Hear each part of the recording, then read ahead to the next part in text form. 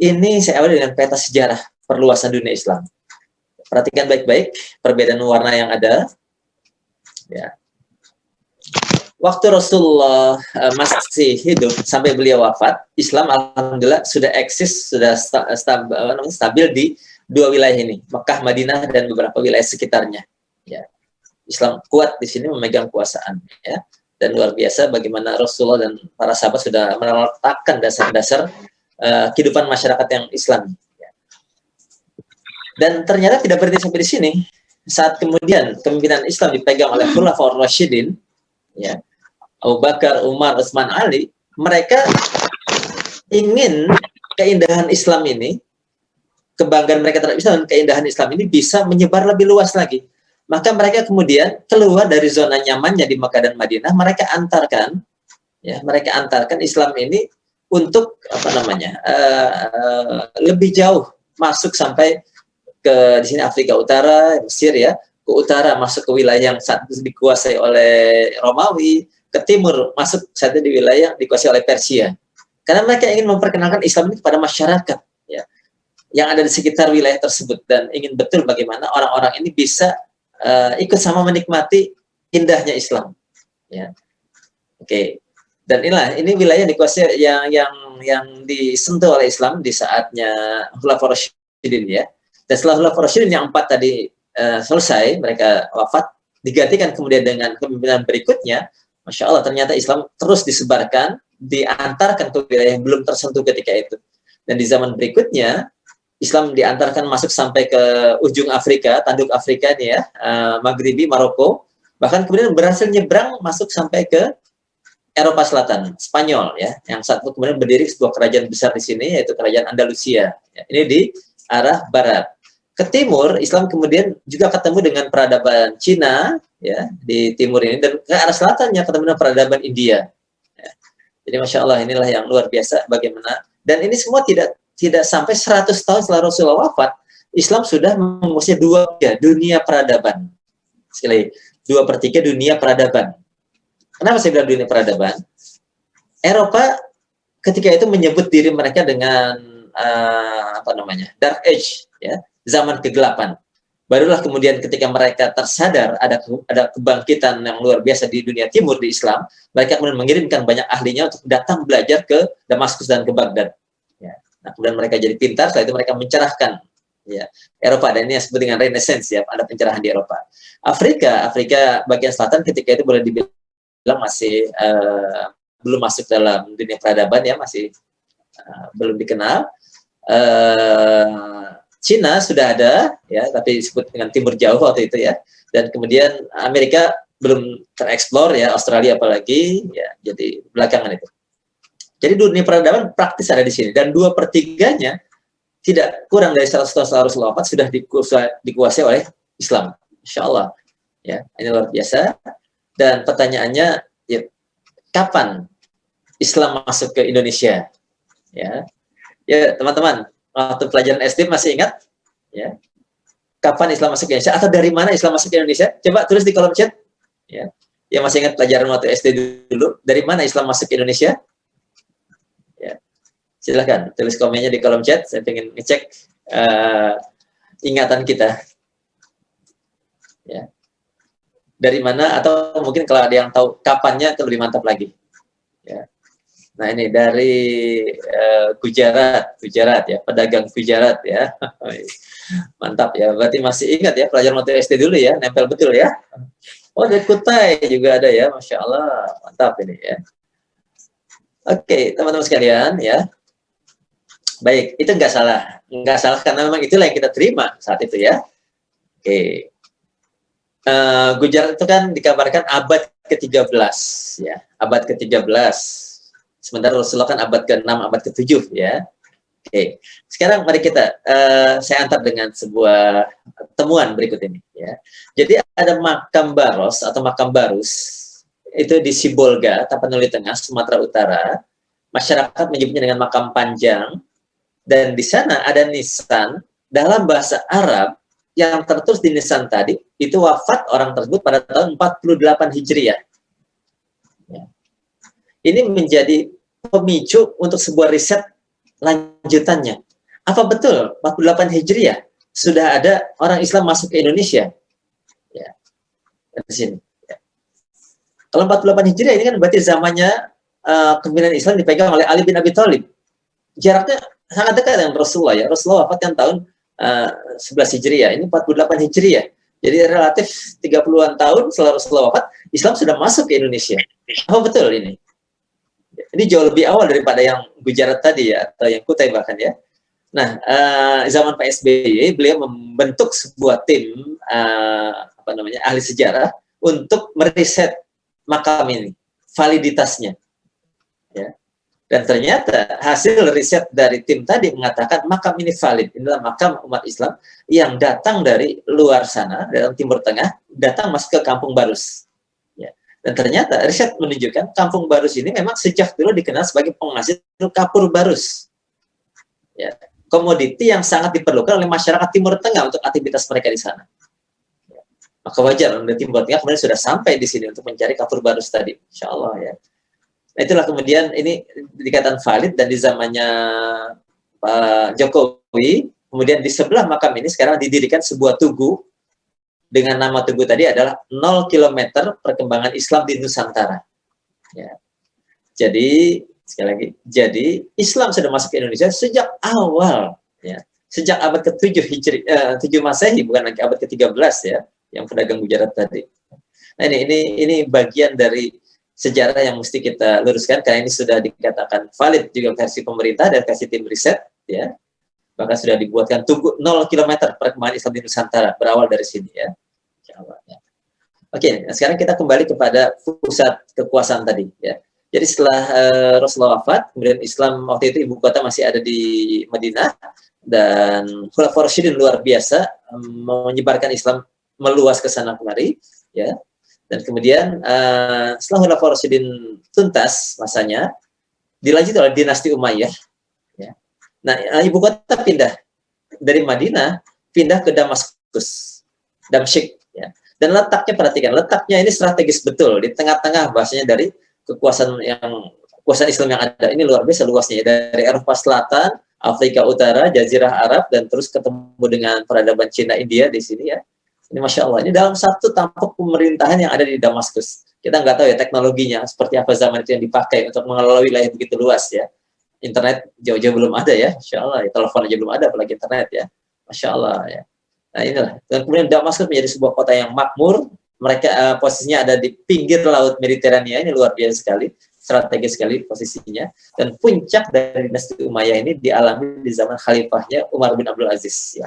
Beliau singkat masa jabatannya, tapi concern betul dengan amanahnya, dan itulah beliau kemudian berhasil membuat negeri yang begitu besar ini, yang tadinya sebelum beliau itu lebih banyak mustahiknya, lebih banyak orang yang berhak menerima zakat, maka usai masa jabatan beliau yang singkat ini, beliau bisa membalikan keadaan menjadi lebih banyak penduduknya adalah muzaki, orang-orang yang sudah bisa membayar zakat. Masya Allah.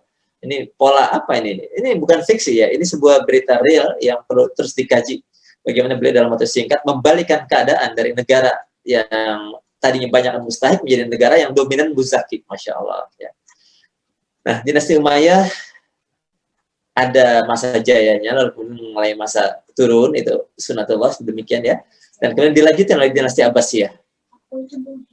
Dinasti Abbasiyah ini wilayahnya mewarisi wilayahnya dinasti Umayyah tadi, luas juga ya, Masya Allah. Namun ibu kota mereka pindahkan sekarang. Tadinya di Damaskus, saat itu mereka pindahkan ke Baghdad. Dan disinilah Baghdad kemudian di zamannya Khalifah Harun al-Rashid, ini puncak dinasti Abbasiyah di zaman Khalifah Harun al-Rashid, Baghdad menjadi kota yang sangat diminati oleh orang-orang penjuru dunia untuk datang menikmati kesejahteraan dan menikmati ilmu di sana. Oh, itu dahsyat sekali bagaimana Baghdad menjadi pusat ilmu, dan orang-orang Eropa mengirimkan orang-orang terbaiknya untuk datang belajar di Baghdad untuk pulang dan menjadi pencerah di benua Eropa ketika itu ya.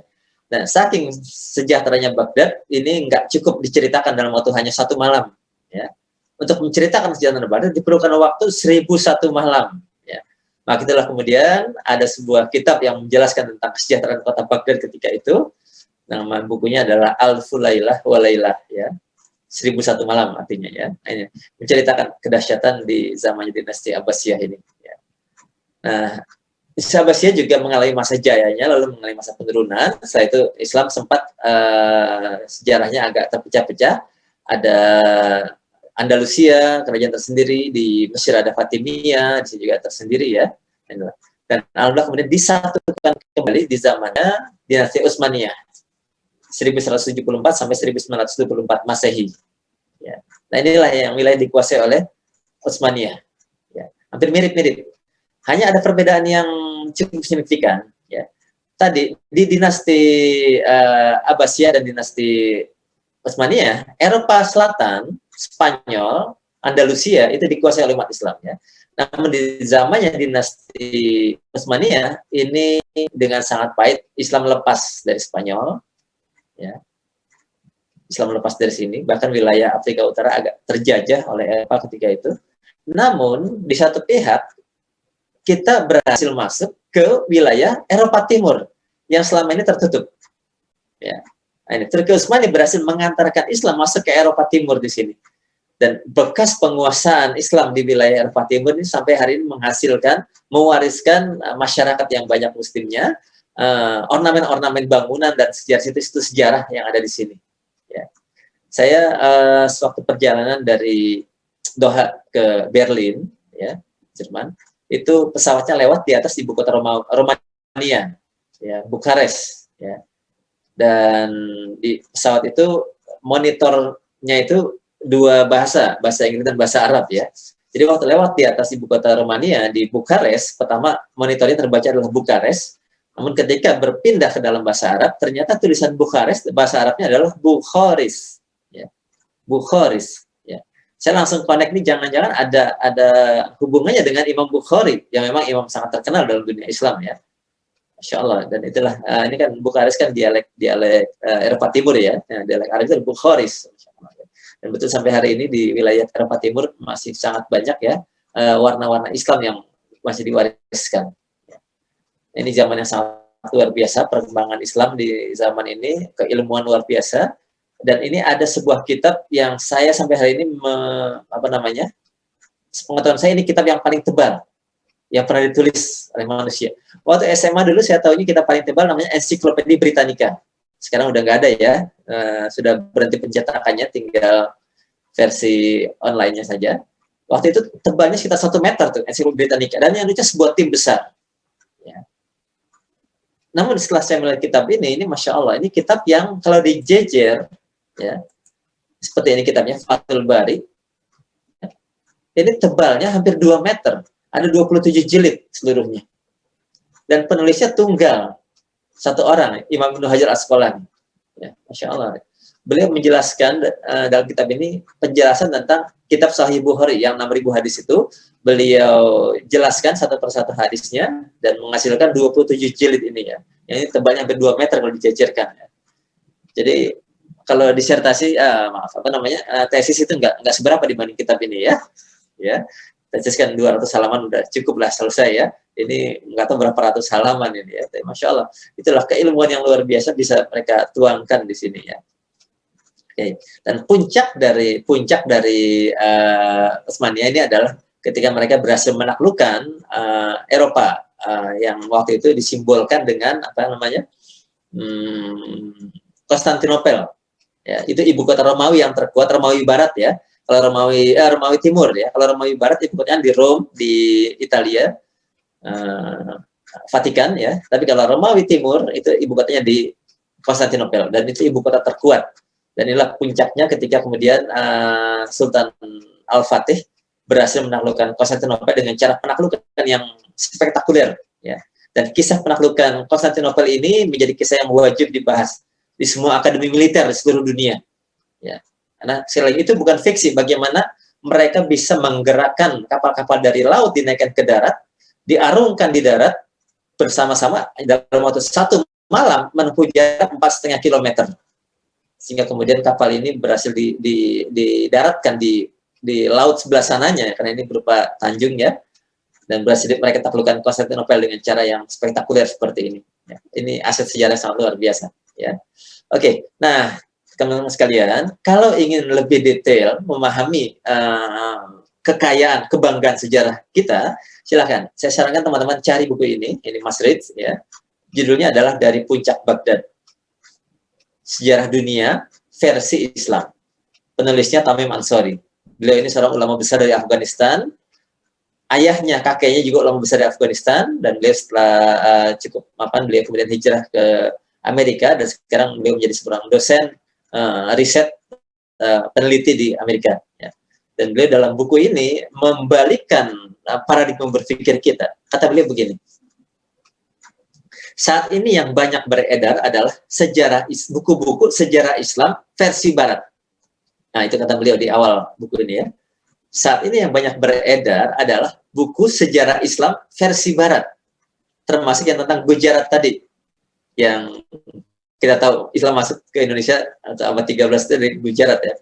Nah, beliau membalikan dalam buku ini kalau saya lihat di bibliografinya bagian belakang buku ini, itu hampir 350 buku yang beliau baca sebelum beliau menuliskan buku ini. Dan beliau di bagian depan, inilah sejarah dunia versi Islam. Luar biasa. Keberanian beliau menawarkan sebuah cara pandang baru. Kalau tadinya sejarah Islam versi Barat, sekarang beliau tulis sejarah dunia versi Islam. Ya. Oke, silakan. Saya recommended teman-teman untuk bisa punya buku ini, bisa beli dan silakan, sudah ada di marketplace ya buku ini ya. Dan tolong silakan, kita sebaiknya beli yang ori ya. Insya Allah ini akan menjadi bagian dari penghargaan kita terhadap hak intelektual ya. Oke. Dan kalau sudah punya, jangan dipinjamkan sama yang lain ya. Khawatir nggak balik kalau dipinjamkan ya. Biarkan yang lain berusaha untuk membelinya. Ya. Oke. Nah, teman-teman sekalian, sekarang kita masuk ke berikutnya, yaitu periode umat Islam. Ini sebuah pesan Rasulullah yang sangat berharga buat kita semua. Ya. Beliau semasa hidupnya sudah memberikan gambaran futuristik tentang umat Islam ini sedang apa dan akan bagaimana nantinya. Ya. Ini hadisnya agak panjang, saya ringkaskan. Ya. Jadi Rasulullah sudah menyampaikan umat Islam ini akan mengalami 5 zaman. Ya, mengalami 5 zaman. Apa saja itu? Nah, ini ya. Dan kata beliau, yang pertama adalah periode kenabian. Ini kata Rasulullah masih hidup. Beliau masih ada di tengah sahabat-sahabat yang lain, wahyu masih turun. Ya. Sahabat beberapa yang ada masalah nanya ke Rasulullah. Ya, di Al-Quran ada kalimat-kalimat ya, yas'alunaka 'anil anfal, yas'alunaka 'anil ruh, yas'alunaka 'anil mahid ya. Dan ternyata pertanyaan sahabat ya Rasulullah, jawab bukan Rasulullah, yang jawab Allah Subhanahu wa taala langsung. Ya, itu ada sekitar 11 ayat ya, pertanyaan para sahabat yang dijawab oleh Allah Subhanahu wa taala langsung. Dan setelah Rasulullah wafat, periode kenabian ini selesai, masuklah periode kedua yang Rasulullah juga sudah sebutkan dalam hadis tadi ya. Apa itu? Yaitu periode pemerintahan yang memerintah dengan sistem kenabian. Sekali lagi, periode pemerintahan yang memerintah dengan sistem kenabian. Atau ulama sejarah menyebutnya ini adalah Khulafaur Rasyidin. Yang tadi Abu Bakar, Umar, Utsman, Ali. Ya, mereka memerintah dengan sistem kenabian. Masya Allah, luar biasa. Maka sunnah itu, orang menyebutkan sunnah itu bukan hanya dari Rasulullah, tapi juga dari para sahabat Khulafaur Rasyidin ini. Ya. Dan setelah mereka selesai, lalu masuklah ke periode yang ketiga. Redaksi yang dipakai Rasulullah sudah berubah dalam hadis tadi. Ya. Sekarang beliau memakai redaksi adalah mulkan raja, mulkan Adam, raja-raja yang menggigit. Ya. Apa maknanya menggigit ini?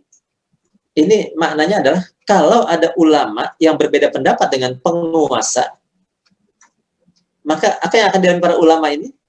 Itulah, mereka ada yang kemudian difitnah, ada yang dipersekusi, ada yang mungkin diusir, dipenjarakan, segala macam ya.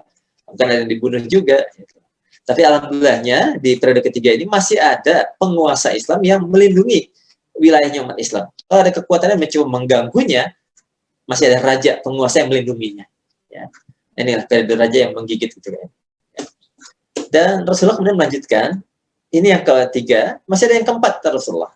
Apa itu yang keempat? Nah, Rasulullah menyebutkan dengan mulkan Jabarian, raja yang zalim, raja-raja yang zalim.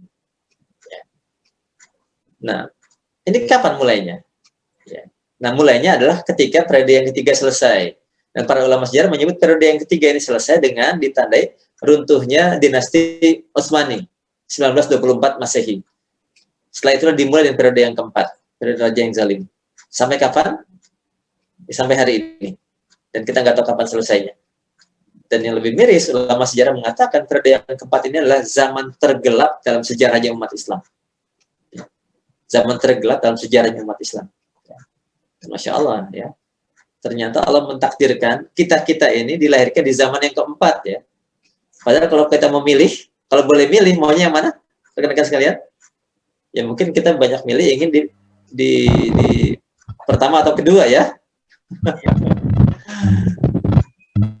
Tapi kita nggak tahu nih, kalau kita dipilih hadir di zaman pertama atau kedua, kita nggak tahu nih. Kita jadi temennya Abu Bakar atau temennya Abu Jahal nih. Nggak ada jaminan juga kan? Ya. Abu Bakar. Ya Allah sudah mentakdirkan seperti kita ini kok dilahirkan di zaman keempat.